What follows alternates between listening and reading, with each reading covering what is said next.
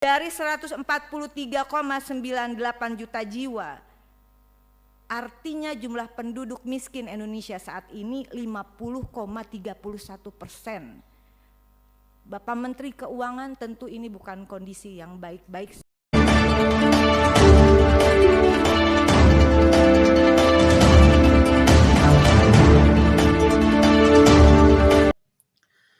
Jumpa kembali bersama dengan saya Petrus Marinusia.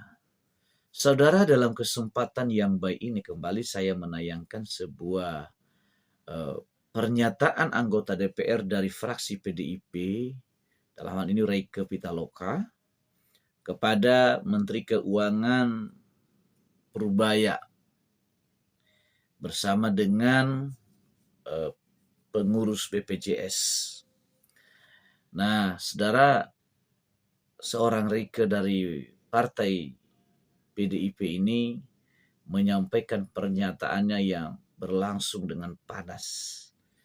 Nah, saudara, sebelum saya memberikan testimoni saya selanjutnya, nah kita saksikan terlebih dahulu bagaimana berjalannya dialog atau pernyataan keras seorang Rieke Pitaloka ini sebagai berikut. Terima kasih. Assalamualaikum warahmatullahi wabarakatuh. Salam sejahtera untuk kita semua. Om Swastiastu, Namo Buddhaya, salam kebajikan, rahayu. Yang saya hormati Wakil Ketua DPR RI Profesor Sufmi Dasko, Ibu Sari dan Bapak Saan Mustafa.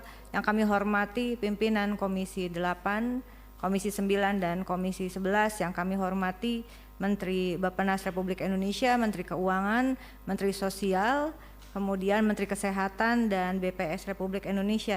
Terima kasih untuk kesempatannya. Saya tidak ada di komisi terkait, tapi saya diundang. Terima kasih karena sekarang di Komisi 13. Tentu soal sistem jaminan sosial nasional adalah soal HAM warga negara yang dimandatkan juga dalam peraturan di nasional kita maupun dalam peraturan internasional. Nah, oleh karena itu menurut saya kita kembali sedikit pada Undang-Undang 40 2004 yang mengamanatkan adanya kenapa kita bisa ada BPJS sekarang ini. Undang-Undang tentang SJSN ada prinsipnya 7, Undang-Undang kegotong royongan, kemudian prinsip nirlaba, keterbukaan, kehati-hatian, akuntabilitas, portabilitas, dan kepesertaan wajib.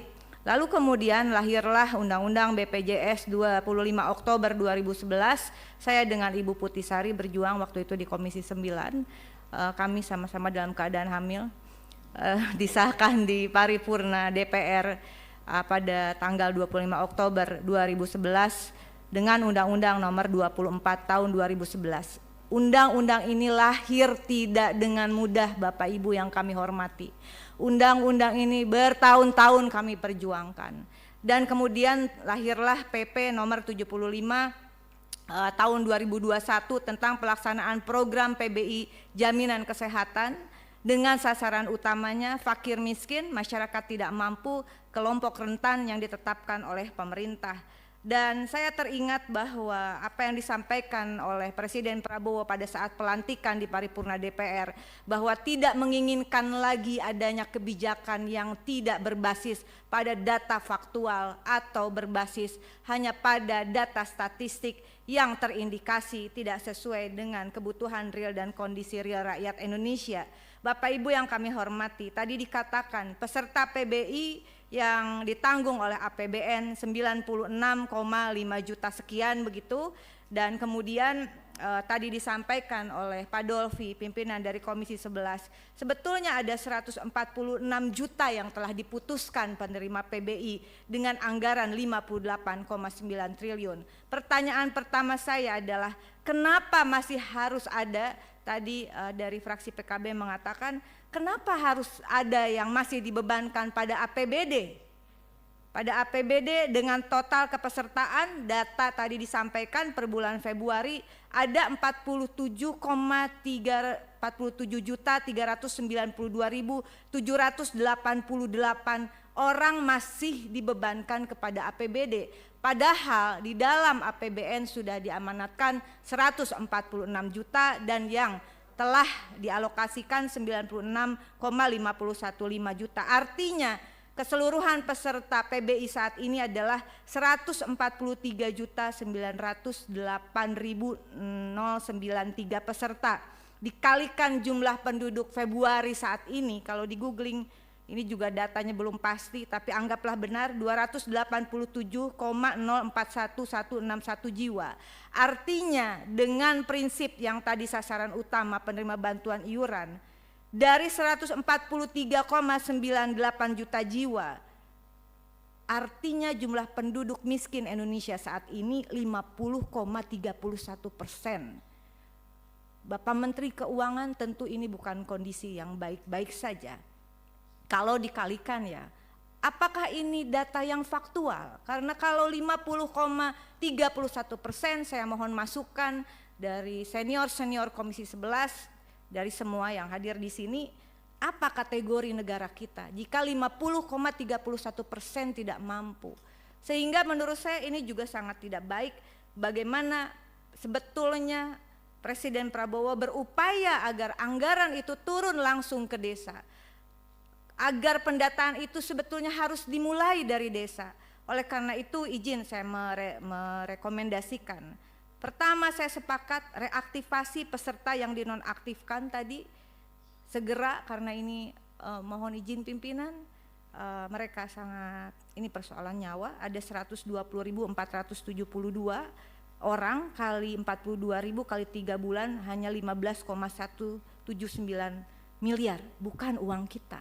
APBN bukan uang saya, bukan uang kita, uang rakyat. Saya kira cukup ini. Saya yakin Pak Purbaya juga akan mengatakan tadi cukup karena sudah dialokasikan, sebetulnya tinggal diturunkan. Yang kedua adalah benahi ekosistem data yang terintegrasi mulai dari desa dan kelurahan. Saya yakin bahwa anggaran tepat sasaran, jika data tepat sasaran, basis anggaran adalah data dasar negara, begitu. Karena itu saya dalam hal ini mengapresiasi khususnya kepada Bapak Prof. Dasko yang menginisiasi adanya prolegnas prioritas 2026 tentang RUU 1 Data Indonesia yang diinisiasi oleh DPR RI, khususnya Balik Republik Indonesia.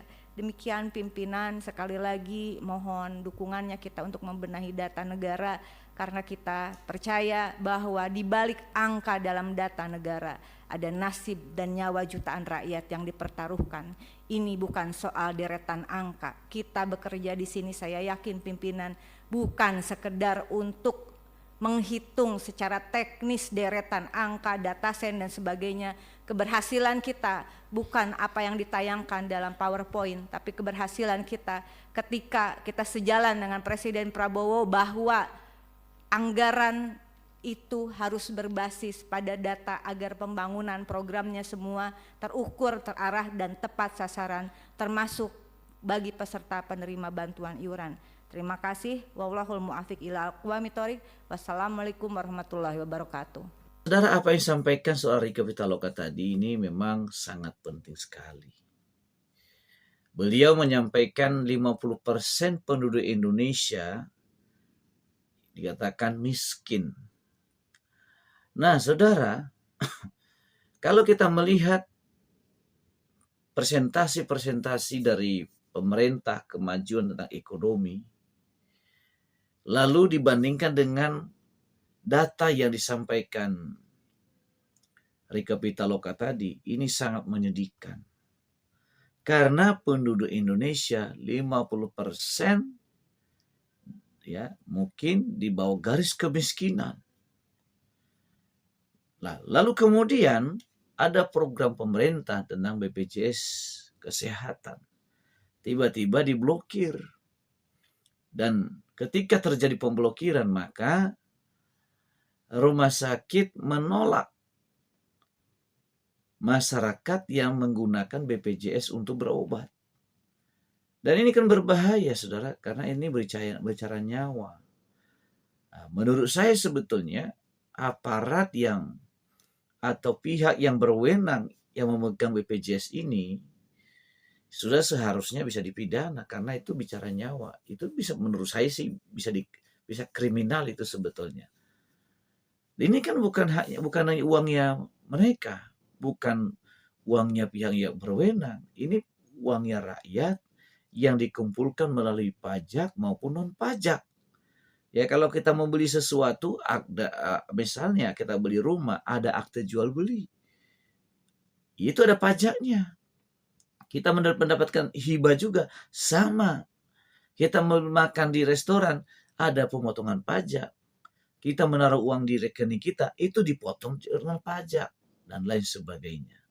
Nah, oleh karena itu, pemerintah berkewajiban melayani masyarakat, dan ketika pemerintah lalai itu, sudah seharusnya bisa diproses secara hukum. Nah, demikian tayangan saya kali ini. Sampai ketemu di tayangan saya selanjutnya. Terima kasih.